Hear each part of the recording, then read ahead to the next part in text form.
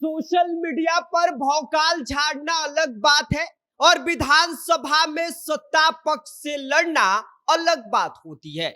यह तो क्लियर हो गया है, क्योंकि एक तरफ जहां सम्राट चौधरी का आज फ्लोर टेस्ट है, वहीं उनके तमाम विधायक पटना में इकट्ठा हो रहे हैं।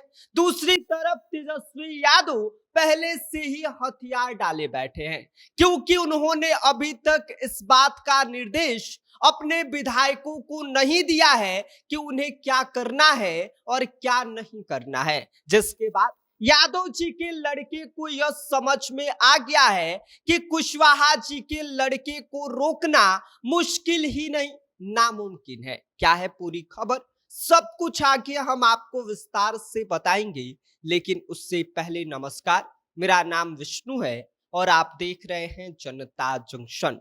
आज सुबह 11 बजे मुख्यमंत्री सम्राट चौधरी विधानसभा के विशेष सत्र में अपना पहला विश्वास मत पेश करने जा रहे हैं। यह सिर्फ एक फ्लोर टेस्ट नहीं है, बल्कि बिहार की राजनीति का पावर शो है, जहां नंबर गेम पहले से ही गेम ओवर का इशारा दे रहे हैं।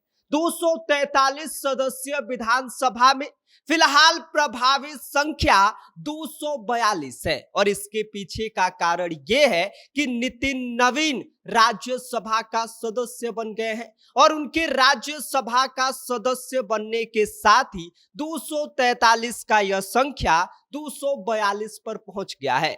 ऐसे में बहुमत के लिए 122 वोट चाहिए, लेकिन यहां पर ट्विस्ट ये देखिए कि एनडीए के पास पूरे 201 विधायक हैं, यानी कि मुकाबला शुरू होने से पहले ही रिजल्ट लगभग तय हो गया है। आपको बता दें कि भाजपा और जेडीयू ने अपने सभी विधायकों को साफ निर्देश दिया है कि सदन में आप लोग मौजूद रहिएगा, क्योंकि भाजपा कोई भी रिस्क नहीं लेना चाहती है। अब आते हैं विपक्ष पर। तेजस्वी यादव की अगुवाई में महागठबंधन इस बार पूरी तरह से बैकफुट पर नजर आ रहा है। न कोई रणनीति, न कोई आक्रामकता, और इतना ही नहीं, व्हीप तक जारी नहीं किया गया है, यानी कि अपने ही विधायकों को यह भी बताया नहीं गया है कि क्या करना है और क्या नहीं करना है। और राजनीति में तेजस्वी यादव का ये काम बहुत बड़ा मैसेज दे रहा है कि साहब, ये लड़ाई से पहले ही मैदान छोड़कर फरार हो गए हैं। वहीं पर आपको बता दें कि पिछली बार का वो समय याद करिए कि कैसे खेला हो गया, जैसे नारे गूंज रहे थे, लेकिन इस बार महागठबंधन के खेमे में सन्नाटा है और यह सन्नाटा बहुत कुछ कह रहा है।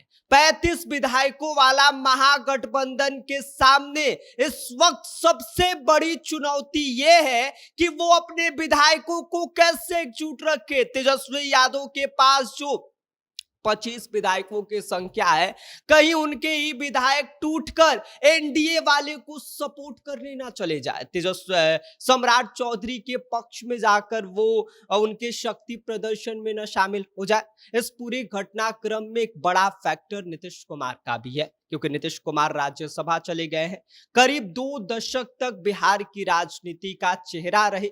नीतीश कुमार के जाने के बाद यह पहला मौका है जब भाजपा का कोई नेता मुख्यमंत्री बनकर सदन में बहुमत साबित करेगा। ये सिर्फ एक नेतृत्व परिवर्तन नहीं है, बल्कि सत्ता संतुलन में बड़ा बदलाव है। विधानसभा अध्यक्ष प्रेम कुमार के द्वारा बुलाए गए इस विशेष सत्र में सम्राट चौधरी पहली बार मुख्यमंत्री के तौर पर सदन को संबोधित करेंगे और यही वो पल होगा जहां बीजेपी अपने बढ़ते पावर का आधिकारिक मुहर लगाएगी। अब सवाल ये है कि क्या विपक्ष पूरी तरीके से हार मान चुका है? फिलहाल जो तस्वीर दिखाई दे रही है और जो कुछ तेजस्वी यादव की तरफ से प्रतिक्रियाएं सामने आ रही हैं, जिस तरह का महागठबंधन के अंदर माहौल दिख रहा है, वो ये बता रहा है कि तेजस्वी यादव जो है वो कुशवाहा जी के लड़के से पूरी तरह से घबराए हुए हैं, डर रहे हैं कि साहब, कुशवाहा जी के पास तो इतना पावर है, हमारे पास पावर क्या है। इसीलिए इन्होंने जो है वो पहले ही मैदान छोड़ दिया है, अपना हथियार डाल दिया है।